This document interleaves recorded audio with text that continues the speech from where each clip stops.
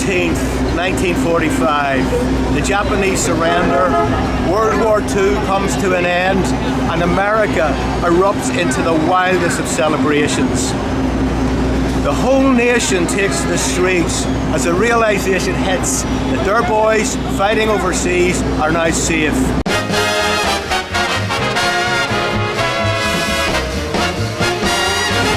After years of worry, pain and heartache, that day in August 45 was the day America blew the lid off the pressure cooker. And in the giddy chaos, right here in Times Square, New York, a young US sailor grabs a nurse in white uniform, kisses her squarely on the lips. Photographer Alfred Eisenstadt captures that precise moment.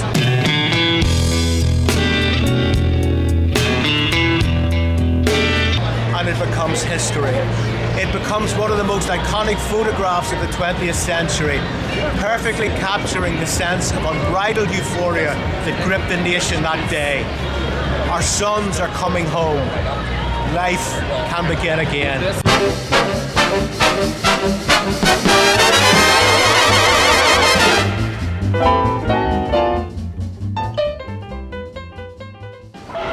I've known that photograph all my life. Always wondered who the sailor was, who the nurse was. But in the London Evening Standard, 20th of August 1987, I read that US Navy veteran George Mendoza, who claims to be the sailor, is suing Time Life Publishing for using his image without permission. Mendoza's story is extraordinary. It's magical, packed with vivid detail. I become fascinated. So tell me, George, are you really the sailor who kissed that nurse?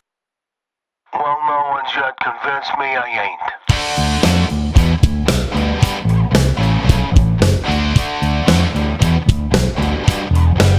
My ship docked in San Francisco in the hot summer of July 1945. Seen action in the South Pacific. We'd fought through hell, it felt so good to be alive. I went back home, Rhode Island, on shore leave for 30 days. Then I met a girl called Rita, with just 48 hours left of my stay. Took her to Radio City Hall. The Rockettes were rocking, man, we had us a ball.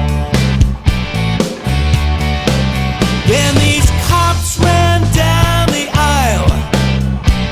They yelled the war was over, and the place just went wild, wild, wild. The war ended like this on the streets of New York. Times Square kiss. The war ended like this on the streets of New York. Times Square kiss. Huh.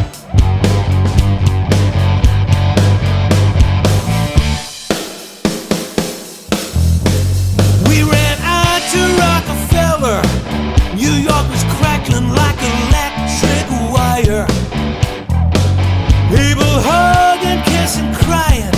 The celebration's getting wilder and wilder. We rolled into Times Square. Man, we drank an ocean of whiskey and beer. And then we partied out on Broadway. The whole of New York came out on the streets to cheer. Well, this nurse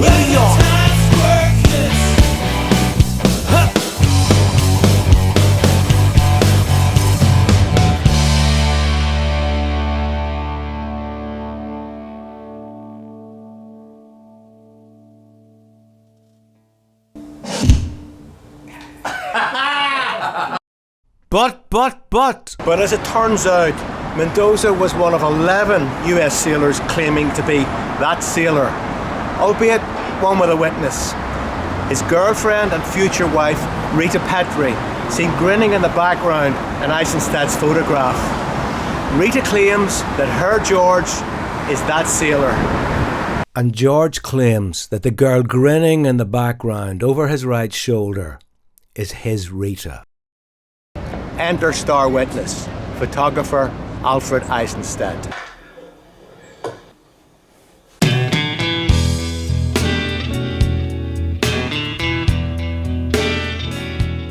Now, the people tell me that I will, when I'm in heaven, for instance, when I'm not on this earth anymore, people will remember that picture. Oh, this is the photographer who took that picture. I was sent down to the Times Square region, and I was very lucky because I found this man starting from this building, grabbing any and every girl in sight, whether she was a grandmother, whether she was stout, thin, old, thick, thin, doesn't make any difference. And I was running ahead of him with my little Leica, looking over my shoulder like this, but never pleased me. Everything was cocked, everything was a fixed focus, about 10 or 15 feet away. Until I saw a flash of a second, something white being grabbed. And I turned around and photographed him kissing that girl. I will show it to you to explain more. If this girl would have been dressed in dark, it would never have been a picture. If the sailor would have had a white uniform, would never made a picture. Here was a meticulous man, an acute observer of detail, a silent watcher who chose his subjects carefully, methodically. He analysed, weighed up the possibilities, waited for the right moment. And when that moment arrived, he clicked the shutter. His testimony, let's call it the gospel. So according to the gospel, was Mendoza my man? He was certainly my kind of guy. A war hero who only 2 months earlier, while serving on board the USS The Sullivan's destroyer in the Pacific, had participated in the rescue of over 200 horrifically injured sailors and airmen from its shark-infested waters after 2 Japanese kamikaze pilots flew their planes into the USS Bunker Hill, killing almost 400 sailors and airmen and wounding over 260. Mendoza, as did every other Allied serviceman and woman in that war, deserved our praise, our thanks, and our gratitude.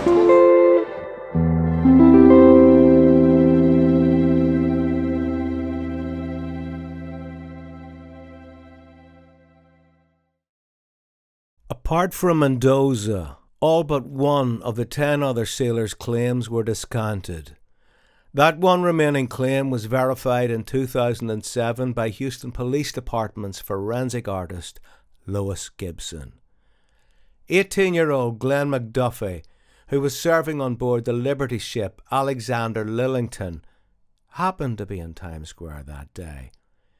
Here's Glenn telling his side of the story. I got off the subway, started up the steps, and this lady came over to me.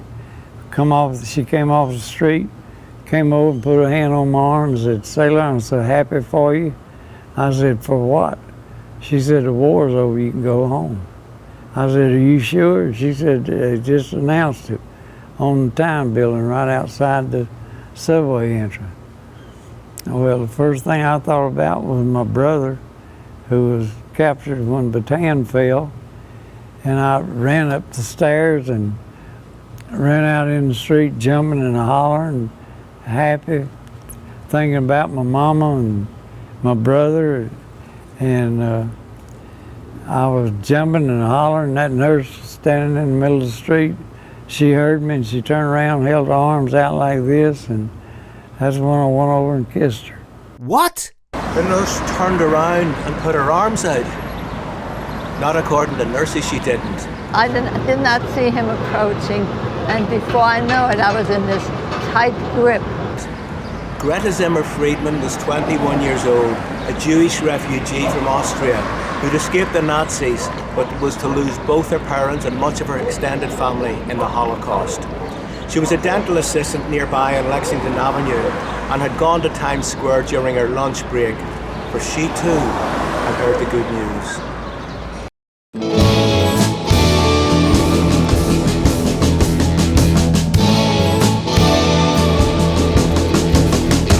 If it happened today, I might sue for assault. But then again, no, perhaps I might not. For he made me look good in that photo we shared. And for that time, this moment, I was queen of Times Square.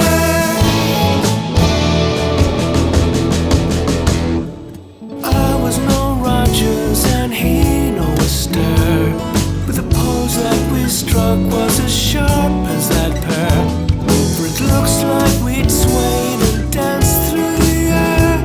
And in that timeless moment, we were stars in Times Square. Words can't describe how it felt to be alive in the summer of 45.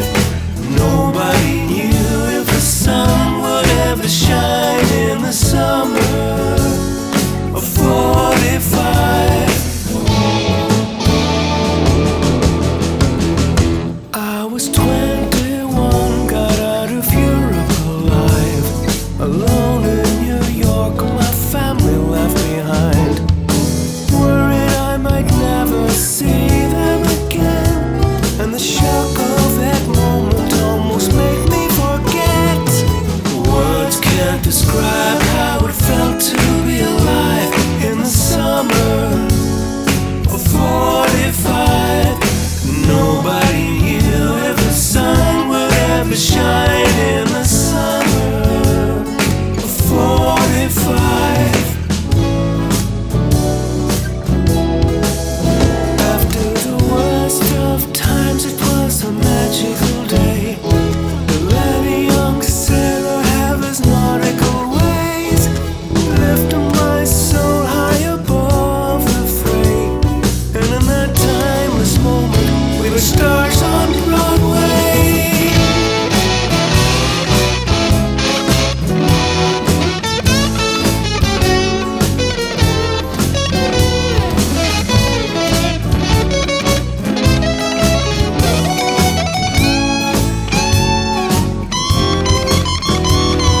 Often he swaggered on down the street to sweep one more unsuspecting gal off her feet.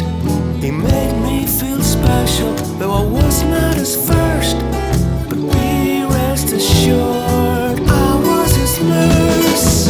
Words can't describe how it felt to be alive in the summer of 45. Nobody knew if the sun would ever shine in the summer of 45. Words can't describe how it felt to be alive in the summer of 45. You who criticize know nothing of life in the summer